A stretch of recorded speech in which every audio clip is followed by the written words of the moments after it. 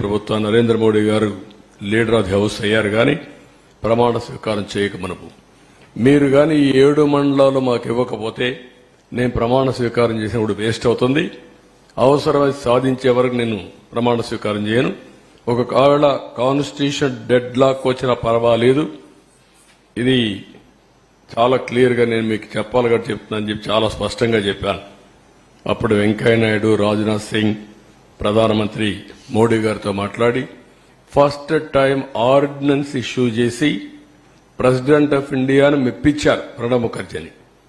ఎందుకంటే ముందు మీరు పార్లమెంట్ మెంబర్స్ సమావేశం పెట్టారు, ఫస్ట్ పార్లమెంట్ మెంబర్స్ అంతా ప్రమాణ స్వీకారం చేయాలి, తర్వాత బిజినెస్ ఇది ఎట్లా పెడతారంటారని ఆయనకి చెప్పి మెప్పించి ఆయన ఒప్పుకున్న తర్వాత ఆర్డినెన్స్ పాస్ చేసి క్లియరెన్స్ చేసిన తర్వాత పార్లమెంట్ సమావేశాలు పెట్టి మెంబర్స్ అంతా కూడా ప్రమాణ స్వీకారం చేసే పరిస్థితికి వచ్చారు.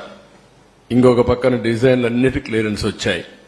5 ఏళ్లలో 72% పనులు పూర్తి చేశాం. 11,762 కోట్ల రూపాయలు ఖర్చు పెట్టాం. డిపిఆర్ 2 55,545 కోట్లకు సాంకేతిక కమిటీ ఆమోదం తెప్పించాం. 31 సార్లు క్షేత్రస్థాయి పర్యటన చేశాను ప్రాజెక్టుకి. 104 సార్లు వర్చువల్ రివ్యూలు చేశాను. ఎందుకు అంత శ్రద్ధ పెట్టామంటే ఈ ప్రాజెక్టు పూర్తి చేసుకుంటే రాష్ట్రంలో వ్యవసాయ రంగానికి పెద్ద ఊత వస్తుంది, చాలా ఉపయోగపడుతున్న ఉద్దేశంతో మొత్తం చేశాం. ఇంకొక పక్కన అప్పటి వరకు ఉన్నటువంటి అన్ని పెండింగ్ అంతా కూడా క్లియర్ చేశాం. రైట్ మెయిన్ కెనాల్ కొంతమంది రైతులు కోర్టుకెళ్లి అడ్డం పెట్టి కూర్చున్నారు. వాళ్ళు ఒకటే అనుకున్నారు, ఎప్పుడైనా పర్వాలేదు మేము మాత్రం ఇవ్వని మొండిగేసే పరిస్థితికి వచ్చారు. ప్రాజెక్టులో ఏదైతే మెయిన్ డ్యామ్ వస్తుందో ఆ ప్రాంతంలో కోర్టుకెళ్లి వాళ్ళు కూడా మేము వెకేట్ చేయమన్నారు. మామూలుగా ఎవరికైనా సరే ప్రాజెక్టులో పునరావాసం ఇచ్చి R&R డబ్బులు ఇచ్చి ప్యాకేజ్ ఇచ్చి వాళ్ళకి ఇండ్లు కట్టిన తర్వాతనే అది మనం అక్వైర్ చేసే అవకాశం ఉంటుంది. అవన్నీ వార్ ఫుటింగ్లు చేసి వాళ్ళని కన్విన్స్ చేసి మొత్తం క్లియర్ చేసి ప్రాజెక్ట్ ని 5 ఏళ్లలో 72% పూర్తి చేశాం. నెక్స్ట్ ఇక్కడ మీరు చూస్తే సివిల్ వర్క్స్ 71.93. వీళ్ళు వచ్చిన తర్వాత వీళ్ళు చేసింది less than 4%, 3.8 or 7, 75.77. PIP head works 65.6 అయితే 72.63. పిఐపి ఆర్ఎంసీ 91.14 ఉంటే 92.75. ఎల్ఎంసీ లెఫ్ట్ మెయిన్ కెనాల్ 70.99 ఉంటే 73.07. ల్యాండ్ అక్విజిషన్ అండ్ R&R 18.66 ఉంటే 22.55.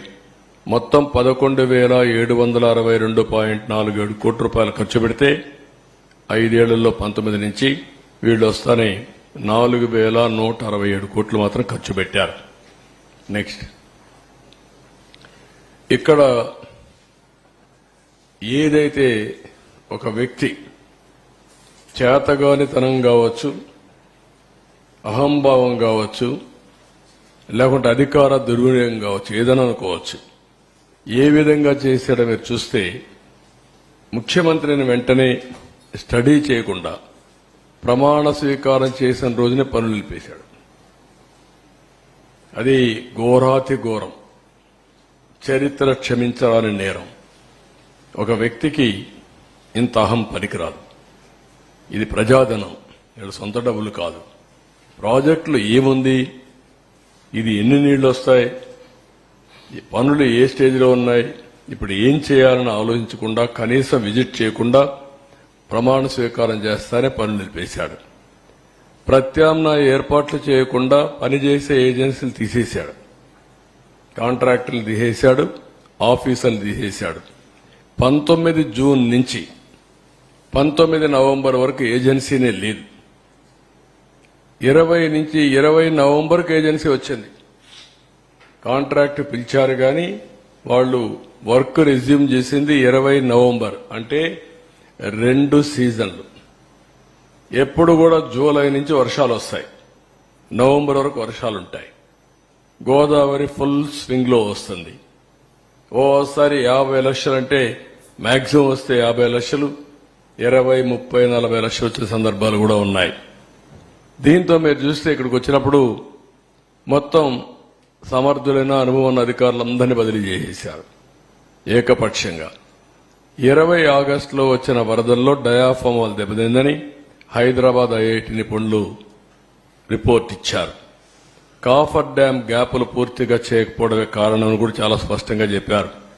డయాఫామ్ వాల్ దెబ్బతిన్న 2 ఏళ్ల తర్వాత తెలుసుకున్నటువంటి ఒక బ్లైండ్గా, అంటే వీళ్ళు ఎక్కడ పడుకున్నారో ఏం చేశారో తెలియని పరిస్థితి 2 ఇయర్స్ తర్వాత మెలుకునే పరిస్థితికి వచ్చింది. మనం అందరికి కూడా డార్క్ లో ఉన్నాం, ఎవరికీ తెలియదు ఆ ప్రాజెక్ట్ ఏమైందని కూడా. అలాంటి పరిస్థితులు తీసుకొచ్చే పరిస్థితికి వచ్చారు. నెక్స్ట్, ఇక్కడ ప్రత్యామ్నాయం ఏర్పాటు చేయకుండా జీవోలన్నీ మీకు అందరికి ఇస్తాం, మీరు స్టడీ చేయండి. ఇప్పటికే స్టడీ చేశారు, అది స్టడీ చేసి ప్రాపర్ గా ప్రజలకు చెప్పే బాధ్యత మనందరిపైన ఉంది.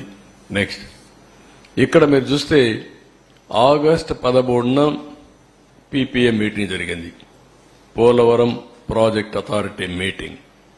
ప్రస్తుతం ఉన్న కాంట్రాక్టర్ పనితీరు సంతృప్తిగా ఉంది, మార్చాల్సిన అవసరం లేదు. 2009లో కాంట్రాక్టర్ మార్చడం వల్ల హెడ్ వర్క్స్ నిలిచిపోయాయి, ఇప్పుడు అదే పరిస్థితులు ఎత్తే ప్రమాదం ఉందని చెప్పారు. 2009లో మీరు ఒకసారి చరిత్ర గుర్తుపెట్టుకోవాల్సిన అవసరం ఉంది. అప్పుడు కూడా ఇదే మరియు స్వార్థంతో చేశారు. 2005, 2006 ఆ ప్రాంతంలో ఈ ప్రాజెక్టు ప్రారంభించారు. ప్రారంభిస్తే రాజశేఖర రెడ్డి ముఖ్యమంత్రిగా వర్క్స్ అవార్డు చేశాడు. అవార్డు చేసిన తర్వాత ఆయన కాంట్రాక్టర్లకు కావాలనే ఉద్దేశంతో ఆ కాంట్రాక్టర్ బలవంతంగా చేపించి ప్రీ క్లోజర్ చేసి వాళ్ళని పంపించేసి ఆయన బతుకున్నంత వరకు మళ్ళా టెండర్ పిలవలేకపోయాడు. ఆ డిలే 2014లో కిరణ్ కుమార్ రెడ్డి ముఖ్యమంత్రి అయిన తర్వాత ఒకసారి టెండర్ పిలిచారు. 2009లో ఎలక్షన్ ముందు ఎలక్షన్ అవుతానే పిలిచారు, కానీ అప్పుడు కూడా ఏం చేయలేకపోయారు. 14 వరకు వెళ్ళింది. 13, 14 ఆ ప్రాంతంలో కిరణ్ కుమార్ రెడ్డి ముఖ్యమంత్రిగా ఉన్నప్పుడు మళ్లీ ఈ టెండర్ పిలిచి ఏజెన్సీకి అప్పచెప్పే పరిస్థితికి వచ్చారు. అందుకే చాలా సున్నితమైన ప్రాజెక్ట్ అనే ఉద్దేశంతో, ఇది కేంద్ర ప్రభుత్వానికి సంబంధించిన ప్రాజెక్ట్ అనే ఉద్దేశంతో ఆ టెండరు ఎవరైతే కాంట్రాక్టర్ ఇబ్బందులున్నా ఎక్కడికక్కడ కన్విన్స్ చేసి ఆ పనులు చేసుకుంటూ వచ్చాం తప్ప ఏకపక్షంగా ఎక్కడికి వెళ్ళలేదు. ఈయన చేసింది ఏకపక్షంగా పోయి మొత్తం ఇది దెబ్బతినే పరిస్థితి వచ్చింది. ఈ విషయాలు చాలా స్పష్టంగా వాళ్ళు చెప్పారు. నెక్స్ట్, ఇంకొక పక్కన కొత్త కాంట్రాక్టర్ మార్చడం వల్ల 10 నెలలు పైగా పనుల్లో జాప్యం జరుగుతుంది.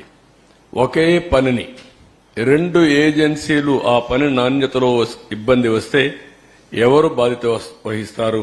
అందువల్ల కాంట్రాక్టర్లు మార్చవద్దు. పాత కాంట్రాక్టర్ ఎప్పుడు కూడా ఏ పని చేసినా గ్యారంటీ ఇవ్వాలి.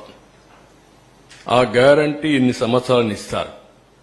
ఆ గ్యారంటీ ఇచ్చిన తర్వాత పాత కాంట్రాక్టర్ని మారిస్తే కొత్త కాంట్రాక్టర్